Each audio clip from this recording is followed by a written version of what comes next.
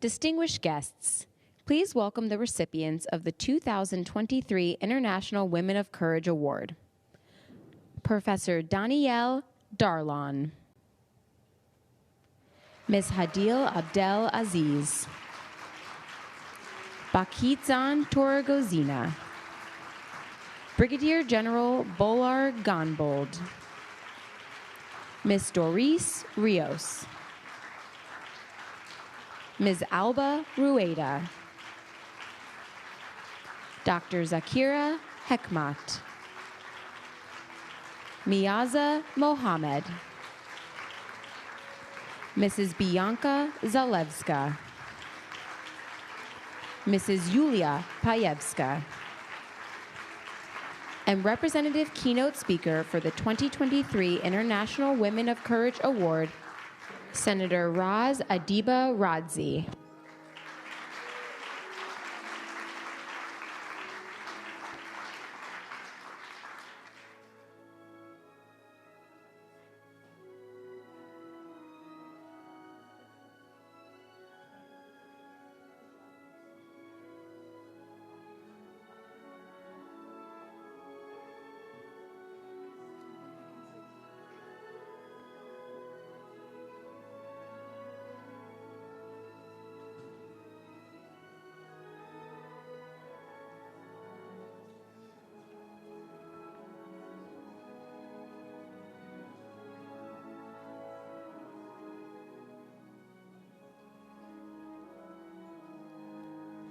Distinguished guests, please welcome today's presenters.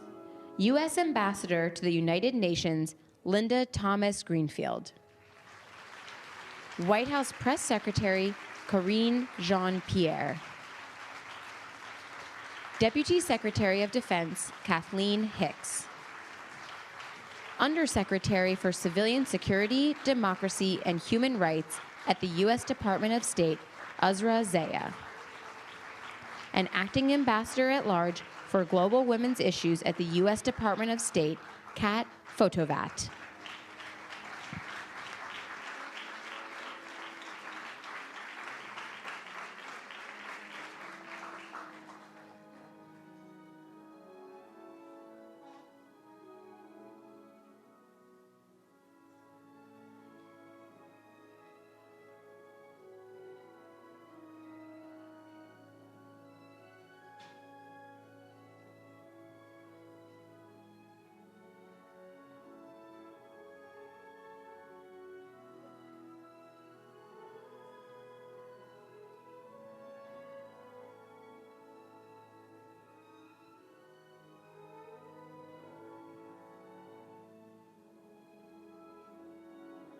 Distinguished guests, please welcome the First Lady of the United States, Dr. Jill Biden, accompanied by U.S. Secretary of State, Antony Blinken.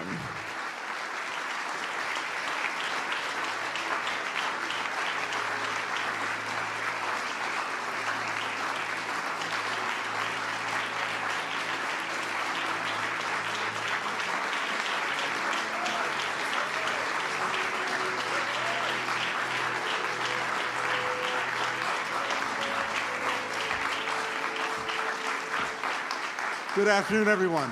Please take a seat. And it is a special honor for me to be able to say, welcome to the White House.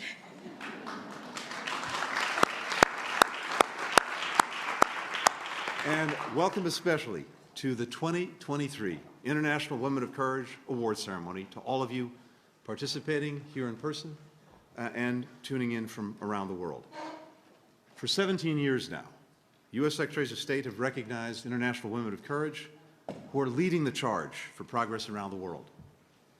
This year, for the first time, we honor the awardees here at the White House. And that really is a reflection of just how highly President Biden, First Lady, and this administration prioritize gender equality and human rights.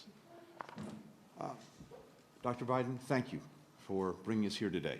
But thank you more than that for everything that you're doing every single day to be such a remarkable role model to so many women around the world. and for your incredibly tireless efforts to lift up the voices of brave women everywhere around the world.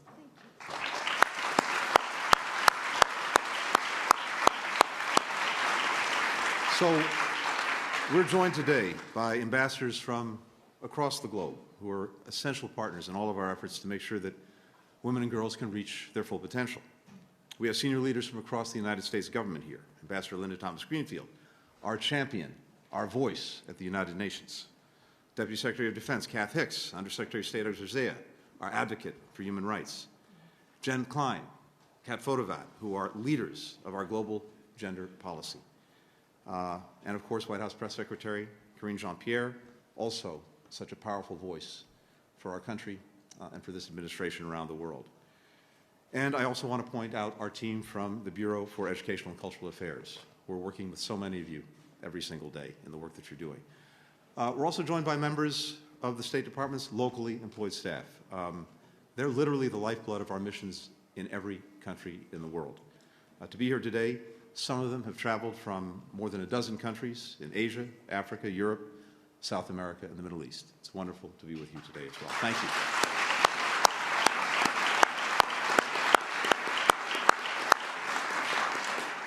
And in the audience, we have several previous winners of the International Women of Courage Award who are continuing their inspiring work. And the First Lady and I had an opportunity to greet them, to be able to say in person what we were not able to do the last couple of years, which is congratulations and thank you for the incredible work that you're doing.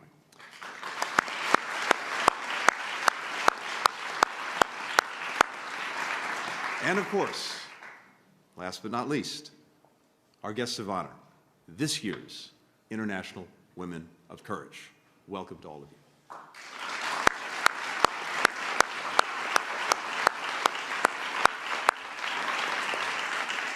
When Secretary of State Condoleezza Rice launched this initiative in 2007, she did so to honor women creating brighter futures for themselves, for their communities, and for generations to come.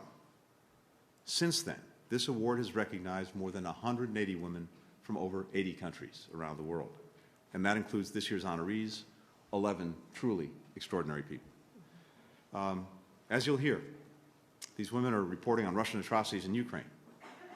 They're fighting for equal opportunities for women and girls in Mongolia. They're defending democracy in the Central African Republic. They're protecting indigenous land in Costa Rica. They're advocating for the rights of refugees, people with disabilities, the LGBTQI+ community. Because of their work, and even as they do it every single day, they are faced with extraordinary challenges that, as you learn about them, read about them, are humbling. Their loved ones, in many cases, have endured harassment. They've endured violence. Some have been imprisoned. Others have been subject of misinformation and online attacks, day in, day out. And yet, each and every one has refused to be intimidated. In every region, there are other women doing this work who we can't name individually, in some cases because the attention would put them at even greater risk.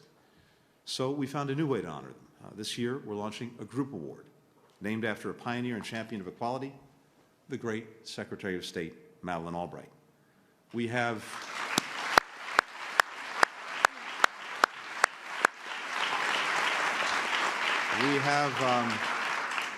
several members of the Albright family here today to help us celebrate.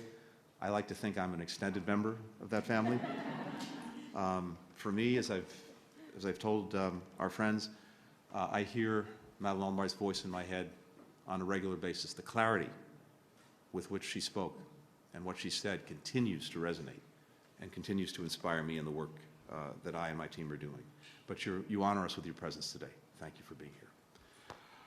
Around the world, women in all of their diversity are often the ones on the front lines of change. And yet at the same time, they face still greater obstacles to their political participation. They experience gender-based violence and human rights abuses. They hold less economic and social power. We are committed to changing that. Defending the rights of women and girls is rooted in our democratic values of human rights and fundamental freedoms for all.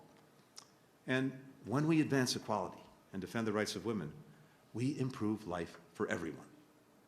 When peace is forged with the participation and leadership of women, it's more likely to last. We know this from experience. Closing the gender gap in the global workforce would add $28 trillion to the global economy. And as Secretary Albright once said, we simply cannot build the future that we want without the contribution of women. That's why President Biden has made gender equality and women's rights a priority of our foreign policy. As some of you know, we recently launched the first ever cross-government strategy on women's global economic security to try to help reduce the enduring wage gap, to improve access to well-paying jobs, to dismantle barriers to women's economic participation. In December, the United States also updated our strategy to prevent and respond to gender-based violence globally, including new efforts to expand access to programs for historically marginalized communities. We're also learning from and teaming up with governments, civil society, the private sector, and other countries to work toward gender equality together, including, of course, the women that we're honoring today. One of those women, Hadil Abdelaziz, noted that when it comes to advancing this struggle, success is not about one big act, not about one big act of heroism, but 100 small battles. To our honorees, the United States is proud to be by your side as you and others wage those 100 small battles, day in, day out, and we will be there and be there with you for the long haul. That includes, of course, the First Lady of the United States, Dr. Jill Biden. Thank you. The First Lady.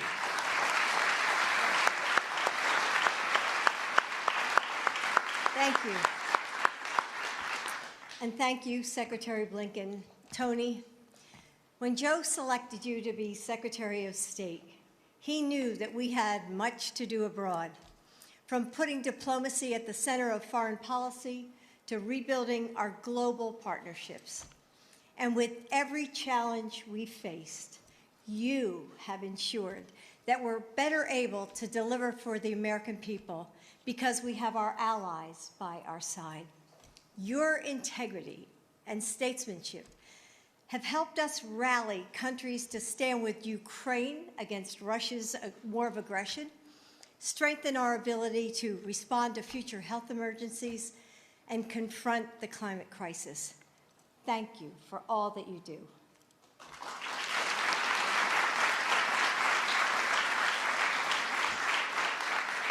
As the Secretary said, we are joined by leaders from around our country and across the globe. So to all of the members of the diplomatic corps here, thank you for joining us today. And as the Secretary said, the family of the incomparable Secretary Albright is with us, and I'm going to ask you to stand.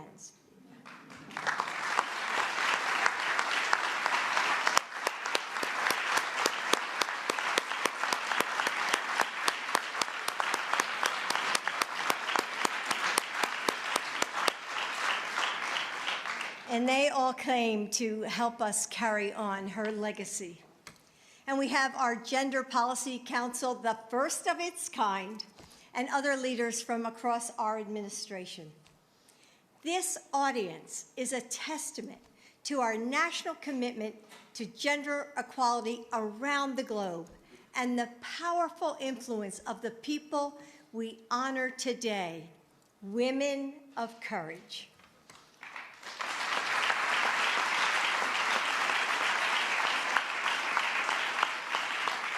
Right here in the East Wing, we will tell their stories of fearlessness, resilience, and hope. We will hear from them in their own words. And there are people outside of this room who need to hear their stories too. The girls who will inherit this world. The future engineer who loves exploring, who sees magic in mechanics and technologies that connect us to each other, but is told, there's no place for you in the classroom. The future president or prime minister who is told that her voice is too loud or too bossy or too feminine, whatever that means. The child who lives in fear. The star who is told to hide her light, the girl who feels the smallness of the world closing in, afraid that her dreams are just too big to carry alone. Again and again and again, they wake up to find a world made for someone else and watch their brothers and their fathers and their uncles and their neighbors rise and grow while they are told to shrink, told that they're not good enough, not strong enough, not worthy of the lives that they dream about. But today, we're here to tell girls everywhere the truth that they need to hear. Yes, you matter. Yes, you can make a difference. And that's why we wanted to bring the leaders we're honoring today and the stories that they share to the biggest stage we could, the White House.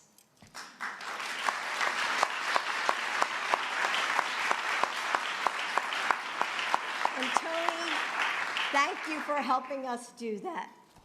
Girls everywhere need to know that there are women fighting for them and winning, opening doors, transforming schools and communities and governments, building a better world for all of us.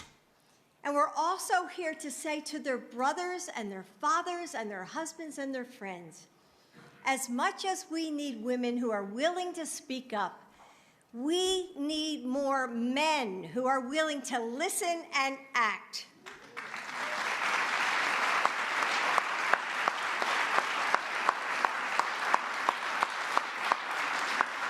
We need more men to hold each other accountable when their sisters are being hurt or left behind.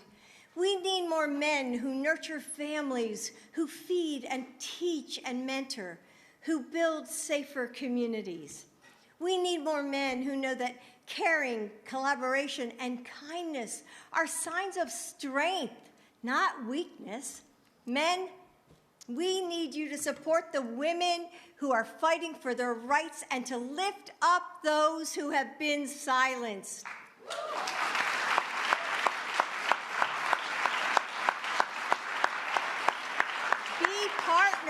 Be partners with women. Become the men of courage we need. Only then will we be able to build a world where men and women are equal and all people are free. So to all the women whom we are honoring today, know that the enormous good you've done has no end. It touches every person who hears your story. It transforms us with new hope. As you seek justice, speak out, and pursue peace, you inspire others to find courage within ourselves and rise to that same call. And to every little girl who has wondered, can I, one person, one voice, one girl, fix what's broken? Let the women that we celebrate today be an answer to that question, an unequivocal yes.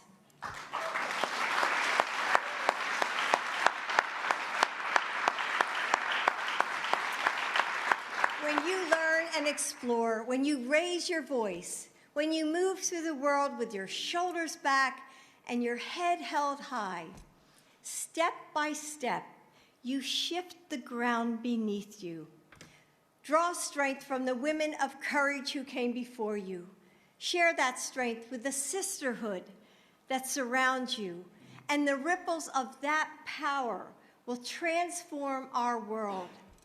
And as you take those steps, as you grow into the women you will be, remember, you are never alone.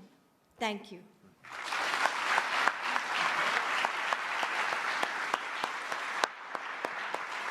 Please welcome Undersecretary for Civilian Security, Democracy, and Human Rights at the U.S. Department of State, Outrage.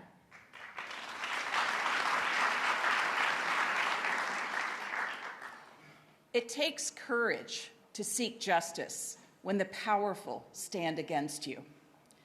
Laws can protect the innocent or persecute the oppressed.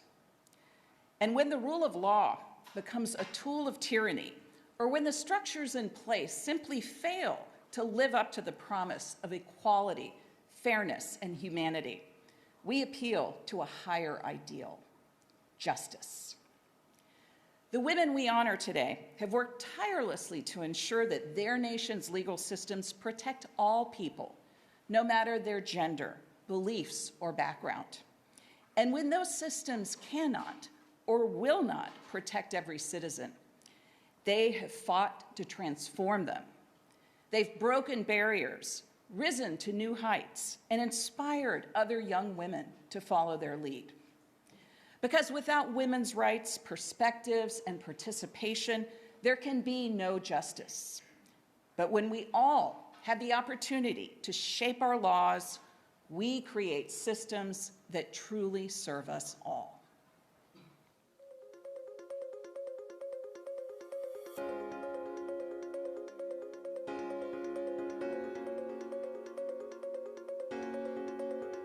Étant femme, j'ai été effectivement la première présidente de la Cour constitutionnelle en République centrafricaine. J'espère avoir apporté ma marque et ma vision. J'ai essayé de faire de mon mieux.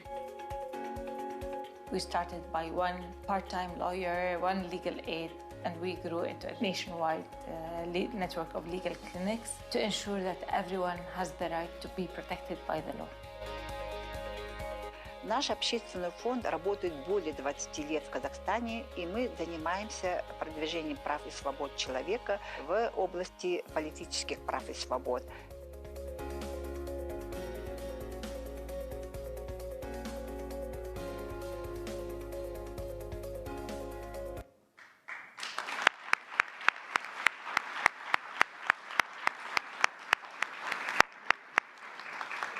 And now, Dr. Biden and Secretary Blinken will present the awards.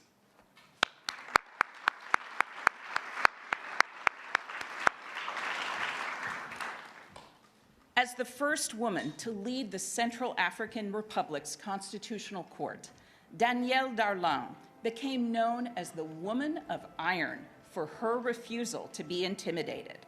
She spent her career working to ensure the law delivers justice to all, no matter their background. And in the face of enormous pressure to allow the president to rewrite the Constitution to give himself an illegal third term, she refused, sacrificing her career to safeguard the rule of law.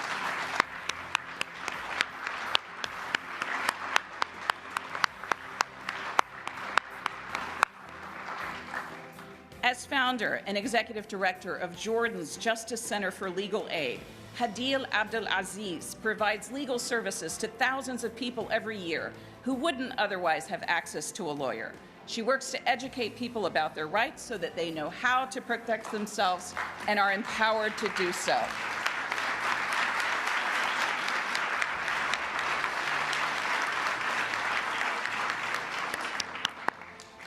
During political unrest in Kazakhstan, which resulted in deaths and credible reports of torture, longtime civil rights advocate Bahidzhan Toregozina used phone calls to expose human rights violations during an internet blackout. She then founded a coalition to document violations and provide legal and mental health support to victims of torture and abuse.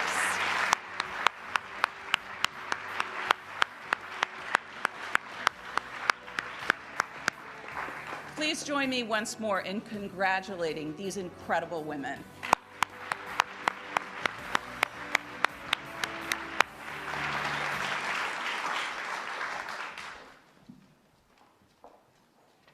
Please welcome Deputy Secretary of Defense, Kathleen Hicks.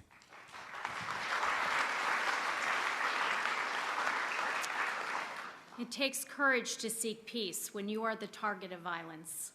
When wars are waged, when authoritarians seek to consolidate power, when conflict uproots and displaces families, women and girls shoulder many of the costs and consequences. Those who wish to harm and turn their violence on women and girls often do so because women and girls serve as a society's source of strength, and a beacon of hope. It's because when women use their voices to speak out against authoritarianism, their leadership can create lasting democratic change. When women use their voices to stand up for what's right against overwhelming odds, their voices can reverberate around the world. And when women have a seat at the table, they hold the power to lead their communities toward peace and prosperity. And that's the truth. Studies show that when women participate in peace negotiations, these talks are more likely to come to a just settlement and result in lasting stability. Peace is possible when we support the women working to make it a reality, by stopping conflicts before they begin, by addressing the root causes of discrimination and violence, and by working to end wars that have already begun and mitigating their harm. So today, we salute several women leaders who are exhibiting extraordinary courage to seek peace when they themselves are the targets of violence. Women who are using their strength to pursue gender equity and equality in the face of extreme cruelty and hate. Women who are fighting for dignity and freedom for not just themselves, but for others. In our awardees, we see that our capacity for understanding and healing is stronger than the forces that try to tear us apart. And we are reminded that women belong everywhere the decisions are made.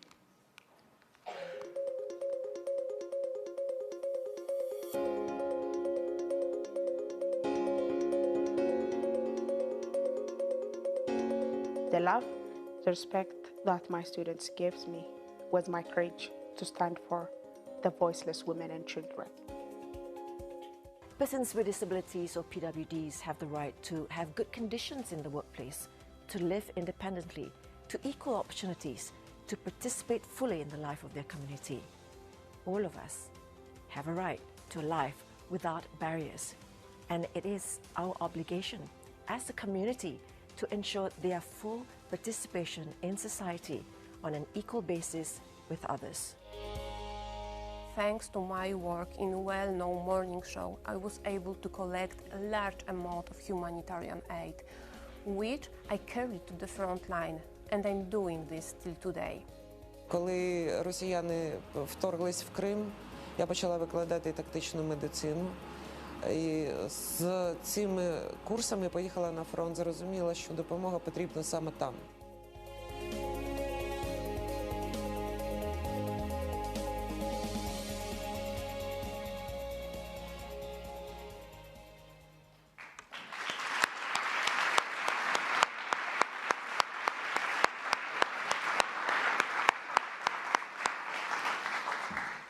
On behalf of Dr. Biden and Secretary Blinken, I'm honored to present awards to the following women. In Mongolia, Brigadier General Bolar Gonbold is the first female staff officer in her country to be assigned to United Nations peacekeeping operation.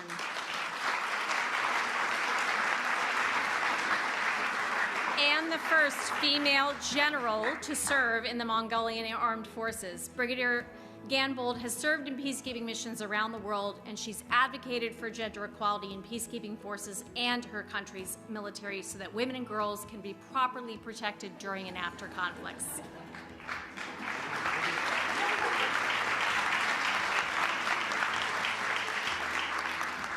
In Costa Rica, Doris Rios has dedicated her life to fighting for indigenous women's rights to life and dignity and for the reclamation of indigenous lands. In the face of threats of violence and attacks against her and her family, she has created a seat at the table for indigenous women to make the world more peaceful and just.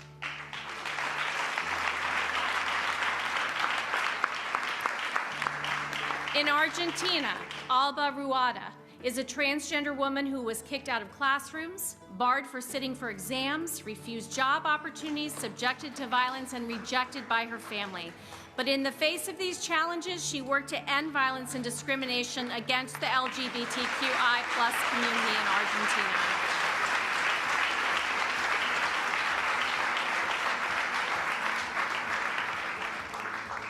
After women were barred from schools in Afghanistan, Zakira Hakmet secretly finished high school and won a scholarship to study in Turkey, eventually becoming a doctor. After seeing the difficulty refugees face, she founded the Afghan Refugee Solidarity Association to advocate for the rights of all refugees and women.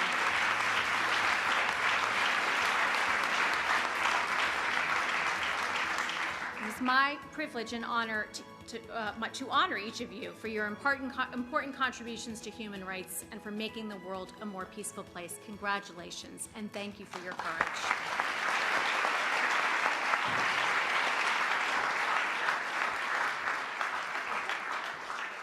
Please welcome White House Press Secretary Karine Jean-Pierre.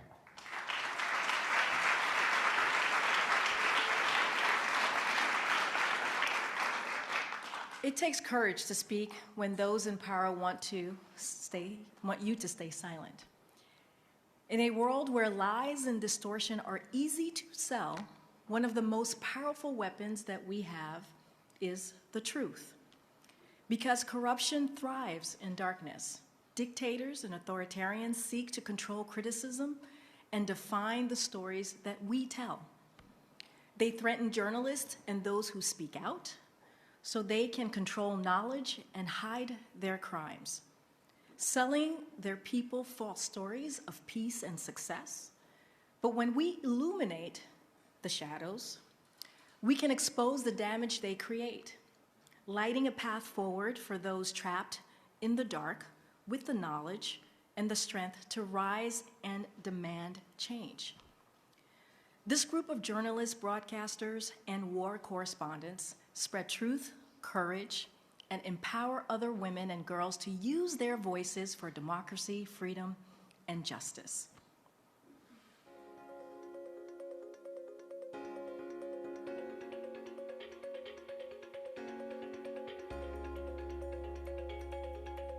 Depends on the country how much women are participating in the armed forces or in the military. But in the generally around the world, there are around 15 to 20% of the women in the armed forces. Being a woman in the military is a kind of proudly job, and the same as a man. Yo creo que los logros más importantes, primero, creo que es la recuperación de nuestras tierras. Y a raíz de la recuperación de esas tierras, que hoy hablemos de seguridad alimentaria, de economía, de salud y acceso a nuestros recursos naturales.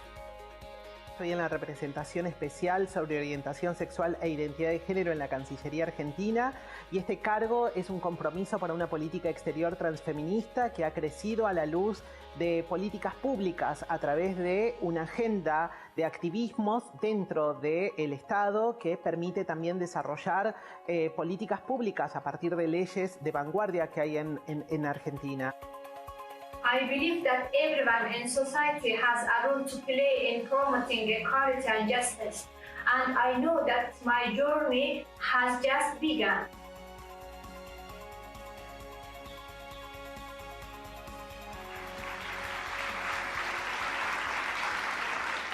And once again, Dr. Biden and Secretary Blinken will present the awards.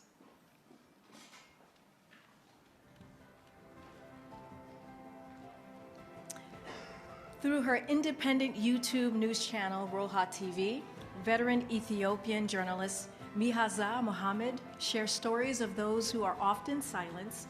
Despite 3 arrests in under 1 year, she continued to raise her voice advocating for survivors of gender-based violence and urging accountability for crimes committed against them.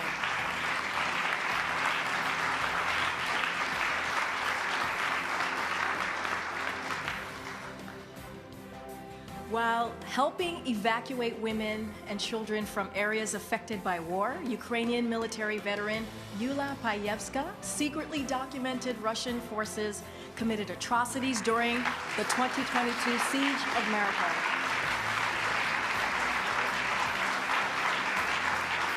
She smuggled a memory card to the Associated Press and a tampon and was forced to destroy another with her teeth before being captured by Russian forces and tortured for information.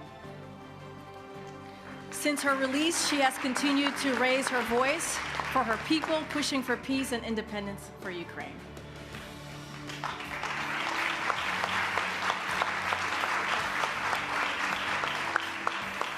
Now, as a broadcaster journalist, Raz Adiba Radzi became a household name after a car accident and brutal assault permanently paralyzed her from the waist down.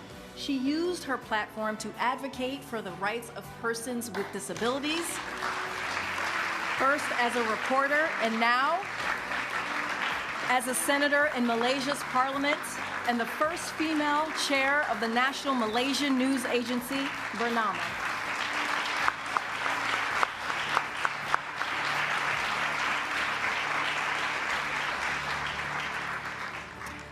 While Polish journalist Bianca Zaleska was combating Russian misinformation in 2014, her car was shot, causing an accident that broke her spine.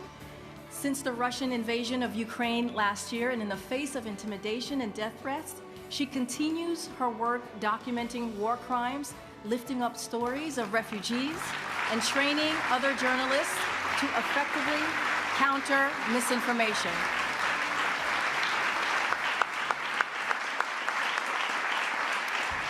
Please join me in a round of applause for all of our awardees.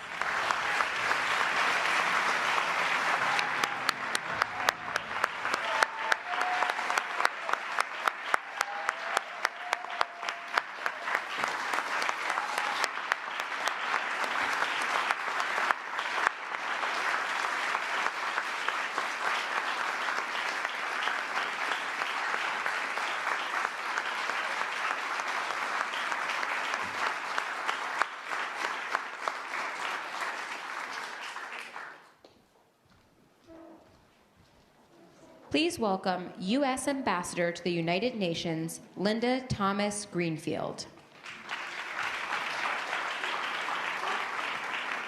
Hello, everyone. It really is a privilege to present this new award, one that honors our first female Secretary of State, the late Madeleine Albright. Secretary Albright showed so many women, including myself, how to lead with moral clarity and with courage. Her legacy lives on in those still fighting for gender equality and universal human rights. It is fitting that this award recognizes not just one woman, but the bravery, the fortitude, and collaboration of a whole movement. It speaks to the outsized impact of Secretary Albright's example and life of service. When the Albright family, who is here with us today, learned about this award, they asked that another trailblazing leader, one who knew Secretary Albright well, be part of this ceremony, Secretary Condoleezza Rice. Secretary Rice created the International Women of Courage Award in 2007. And though she couldn't join us today, she wanted to take part in this very special ceremony. I am humbled to be able to join you today to honor an extraordinary group of women, the female protesters of Iran, with the Madeleine Albright Honorary Group Award. Since the horrific death of Mahsa Amini, while in the custody of Iran's so-called morality police, women in Iran led protests across the country's 31 provinces and sparked months of grassroots support for women's rights. It is only fitting, then, that their persistence and dedication is being honored in the name of my late friend, Madeleine Albright. Madeleine was a fierce fighter for human rights, for women's rights, and for gender equality around the world. She organized foreign ministers, women foreign ministers, to speak out about abuses in hidden corners of the globe. She made a difference in her commitment to gender policy. We talked often about it. I tried to do the same as Secretary of State. She was a fighter for equality. I am honored to congratulate the women of Iran with the Madeleine Albright Honorary Group Award. Thank you for your bravery, compassion, and resilience. You make all women proud.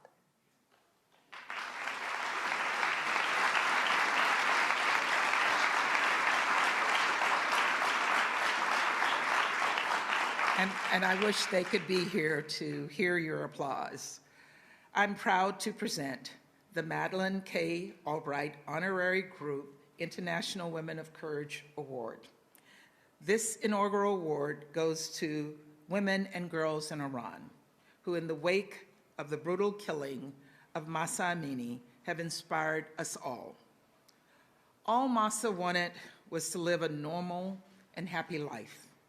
She dreamed of starting a family after finishing her studies. But these hopes and dreams were crushed. They were crushed by the tyranny of Iran's so-called morality police. The Iranian government probably thought this would just be another footnote in the long record of violence and discrimination against women. But this time it was different. The Iranian people, led by women, took to the streets in peaceful protest. They followed in the footsteps of brave women before them who sacrificed so much in the name of freedom.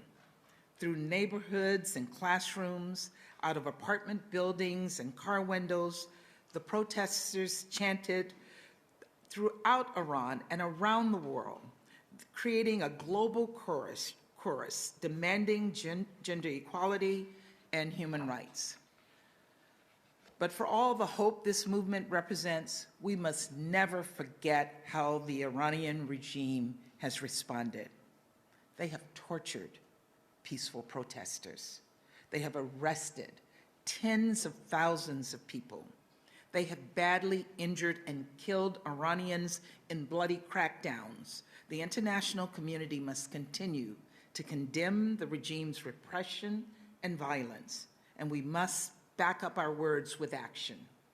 That's why the United States led a successful effort to remove Iran from the UN Commission on the Status of Women. And it's why we are working to hold those complicit in these abuses accountable. To all the women and girls across Iran, know this: we will continue to stand with you in your fight for women, for life, and for freedom. So everyone, please join me in recognizing the courageous women and girls in Iran.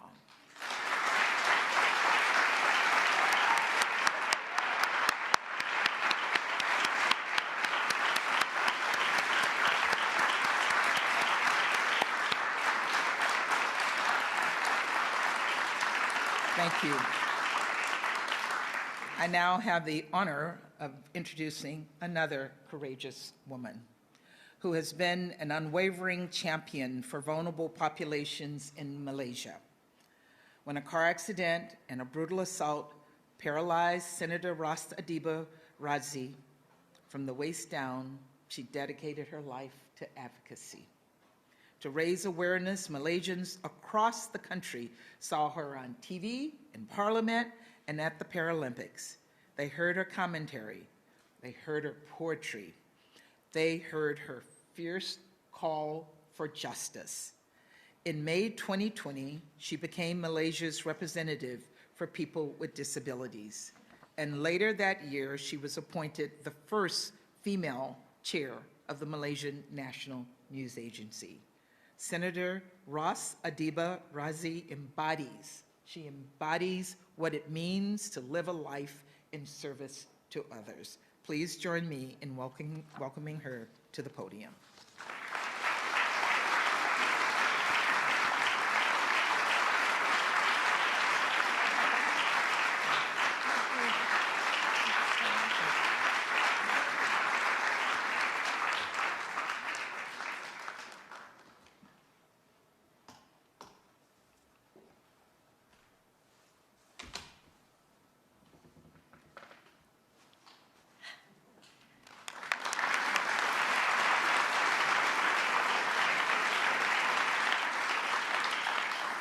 Assalamualaikum, or peace be upon you. I'm Senator Ras Adiba Razi, a representative of the 2023 International Women of Courage Award. Before I begin, I would like to thank the First Lady, Dr. Jill Biden, the Secretary of State, Anthony J. Blinken, and the US Department of State for giving me the opportunity to speak today. I'd have to say that I'm thoroughly impressed by the amazing work done by my fellow finalists in the respective countries. Let's give them a big hand.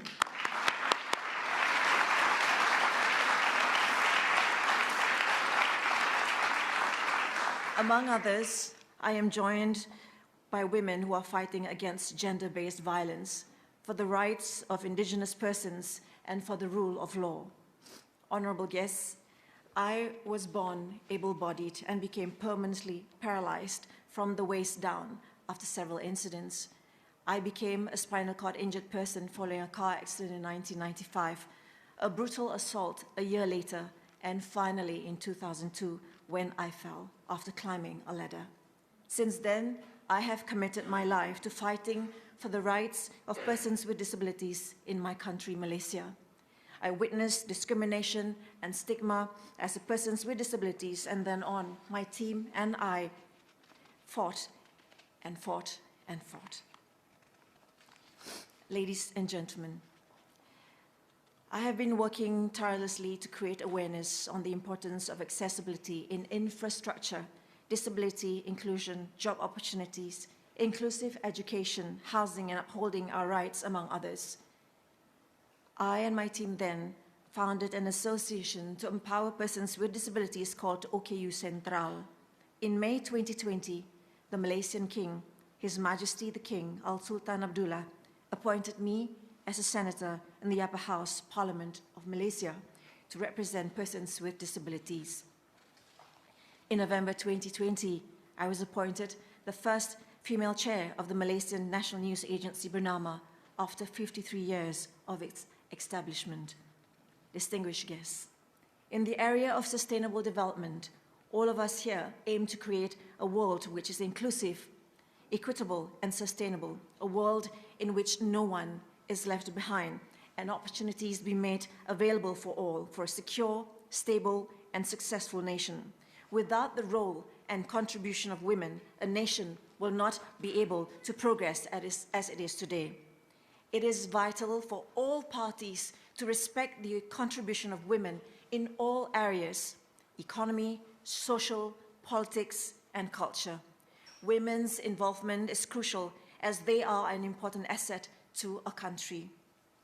So let's again give a big round of applause, and actually I feel like hugging them all, especially to women here and to women all across the world who have excelled in their roles and contributed towards a prosperous nation worldwide. We are at a pivotal moment for women's rights. For us, receiving this International Women of Courage Award is very, very much significant for our people in each of our countries. This will be an integral part of spreading awareness and will celebrate the activism and transformative power of women and girls. Honorable guests, this opportunity is indeed an honor for me to share my views and experience, especially concerning the protection and social participation of persons with disabilities in Malaysia, with everyone here today.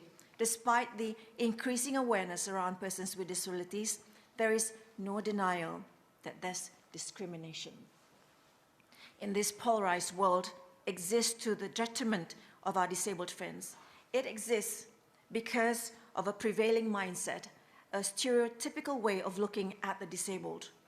What the community needs to understand and to accept is that persons with disabilities are entitled to the full range of civil, cultural, economic, political, and social rights as stated in various human rights instruments, the same as everyone else.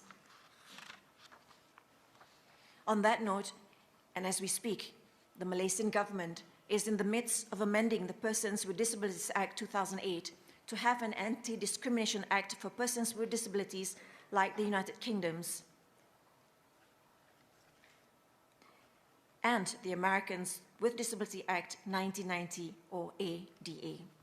Esteemed guests, raising awareness of basic human rights and the right to be free of discrimination among women, children, and persons with disabilities is the fundamental aspect in which we must continue to work on. Without such awareness, it is extremely difficult to bring about justice and change. The increasing number of hate crimes, racist remarks, and instances of ableist behavior shows that we must act quickly to protect the most vulnerable communities. Hence, I would like to take this opportunity to call on the 195 governments of the day in the world to ensure that the marginalized and vulnerable groups, women, children, including persons with disabilities, are not left out and rise to the clarion call of the 2030 Sustainable Development Agenda, leave no one behind. Before I end my speech, I'd like to acknowledge the late Judith Heumann, a leader in the disability community, advocating for persons with disabilities, and has been the mother of the disability rights movements since the 70s. We will miss her terribly. But myself and the rest of us, I promise you, will continue to be her voice. As she puts it, we are leaders of inclusiveness and community, of love, equity, and justice. Honorable guests, me standing here today in my standing wheelchair means a whole lot, especially for my countrymen, Malaysia. So I'd like to say in Malay, sejuta doa mencapai bintang, which means 1,000,000 prayers has now reached the skies. Terima kasih, or thank you for this honor, and from the bottom of my heart. Assalamualaikum.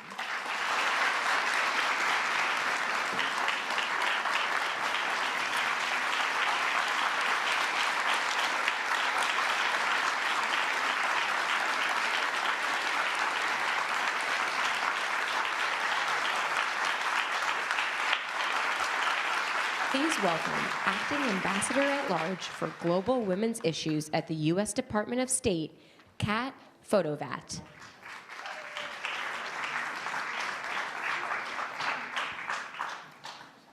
What an honor it is to close out such a historic day, such a historic event. Happy International Women's Day to all those around the world and to our amazing women of courage we honor today. What an incredible ceremony. I must say I am rendered nearly speechless by the Senator's remarks. Your resilience, determination, and grit in the face of extreme adversity, and your resolve to continue to fight for women's rights as human rights to achieve a better future for us is both humbling and energizing. I couldn't also help but think of my dear friend and personal hero, Judy Heumann, whose funeral I attended just this morning. Judy was a leader of the international disability rights movement who said, "I simply refused to accept what I was told about who I could be, and I was willing to make a fuss about it." Through your work, Senator, and the work of all of our awardees, Judy's legacy of defending the rights and communities facing discrimination will live on. You and all of our International Women of Courage awardees are truly inspirational for your courage and, as Judy noted, to make a fuss about it. I'm so honored to be here at the White House today to join First Lady Dr. Jill Biden, Secretary Blinken, and the other distinguished speakers who joined us to pay tribute to the recipients of the Secretary of State 2023 International Women of Courage Awards. The IWOC Award is truly a centerpiece and guiding force behind my office's work to lead the Department of State's efforts to promote the rights and empowerment of women and girls worldwide, and it is a cornerstone of U.S. foreign policy and assistance. Today, our awardees join a truly incredible group of more than 180 women from more than 80 countries who have received the International Women of Courage Award since 2007. In recognition of the exceptional courage, strength, and leadership all of you have shown advocating for peace, justice, human rights, and gender equity and equality, often at great personal risk and sacrifice. I hope this award will elevate your advocacy work and bring a greater international attention to the issues that you are fighting for. Every day as my colleagues and I carry out our mission, working with our partners to prevent and respond to gender-based violence, advance women's economic security, and promote the Women, Peace, and Security agenda across the globe, we draw inspiration from fearless women's rights champions like the courageous women we are gathered here to honor today, and also from their advocates, defenders, their family members, government allies, civil society leaders, and journalists who are also in this room today, championing gender equity and equality, not just in words, but in action. Today, on International Women's Day, the U.S. government reaffirms our commitment to the safety and full participation of women and girls in decision-making at all levels, and as foundational to peace, stability, and economic growth of all nations. I'd also like to quote Secretary Albright, who said, "It took me a long time to develop a voice, and now that I have it, I am not going to be silent."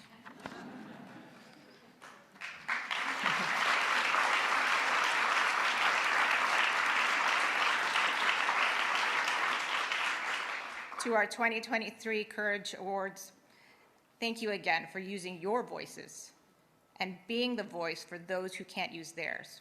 Let us all commit to using our voices to amplify those facing oppression, crisis, and in conflict in places like Iran, Ukraine, and Afghanistan, and all over the world. Congratulations to our awardees, and thank you for all you have done to give women and girls everywhere a fighting chance. We stand with you and for you, and thank you everyone here today joining us to celebrate these truly amazing and courageous women. Happy International Women's Day. Thank you all.